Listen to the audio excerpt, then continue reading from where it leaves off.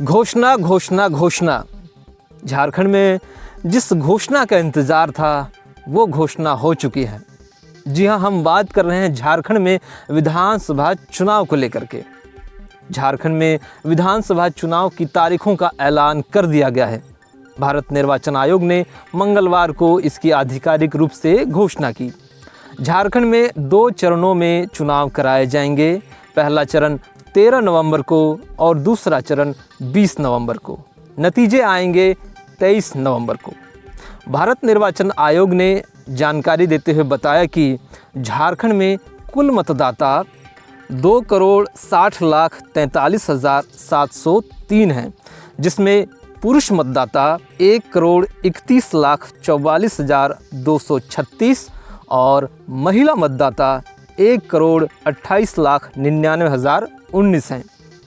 वहीं नए मतदाता जो हैं, जिनकी उम्र 18 साल से 19 साल तक है, उनकी संख्या है 11,84,150। तारीखों के ऐलान के साथ ही झारखंड में आदर्श आचार संहिता लागू हो गया है। नए मतदाता जो हैं, अक्सर उनमें ये उत्सुकता रहती है, एक जिज्ञासा रहती है कि ये आचार संहिता क्या है। तो हम आज आचार संहिता के बारे में बात करेंगे। चुनाव की तारीखों के ऐलान के साथ ही आदर्श आचार संहिता लागू हो जाता है, जिसमें सरकार की तरफ से किसी भी तरह की नई योजनाओं की घोषणा करने पर पाबंदी रहती है। अभी हमने देखा झारखंड सरकार कई तरह की योजनाएं ला रही थी, घोषणाएं कर रही थी।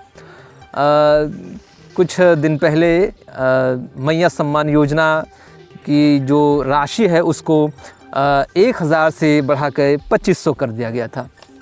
इस तरह की घोषणा अब सरकार नहीं कर पाएगी।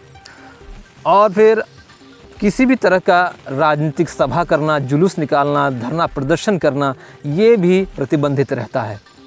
इसके साथ साथ सार्वजनिक जगहों में, सरकारी संपत्तियों में नारा लिखना, झंडा लगाना, बैनर पोस्टर लगाना, ये सारी चीज़ें भी प्रतिबंधित रहती हैं। इसके साथ साथ सड़कों पर बैनर लगाना या फिर तोरण द्वार लगाना, ये भी प्रतिबंधित रहता है। धारा 144 जो है ये भी लागू रहता है, जिसमें अनावश्यक भीड़ करना ये मना रहता है। हालांकि इससे शव यात्रा या फिर शादी विवाह या मरीजों को अस्पताल ले जाना, इन सारी चीज़ों को इससे दूर रखा गया है। इसके साथ साथ ये जानना भी बेहद ज़रूरी है कि आज का ये दौर सोशल मीडिया का दौर है। बहुत सारे युवा सोशल मीडिया पर मौजूद हैं। उनकी गतिविधियों पर भी पैनी नज़र रखी जाएगी। निर्वाचन आयोग का कहना है कि 20 नवंबर तक, यानी चुनाव ख़त्म होने तक, सभी के मोबाइल पर नज़र रखी जाएगी।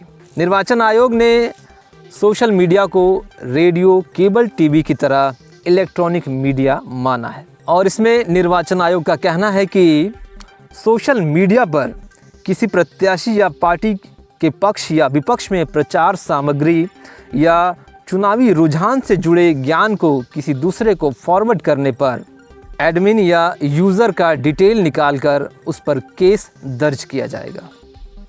तो सावधान रहें, आचार संहिता में सावधानी से सोशल मीडिया का प्रयोग करें। इस तरह की कई सारी जानकारियां हम चुनाव तक लेकर आपके सामने आते रहेंगे। हमसे जुड़े रहिए। विधानसभा चुनाव का दौर चल रहा है। अभी कई सारी चीज़ें बेहद अनोखे ढंग से और नए ढंग से हम प्रस्तुत करेंगे। तब तक के लिए जोहार।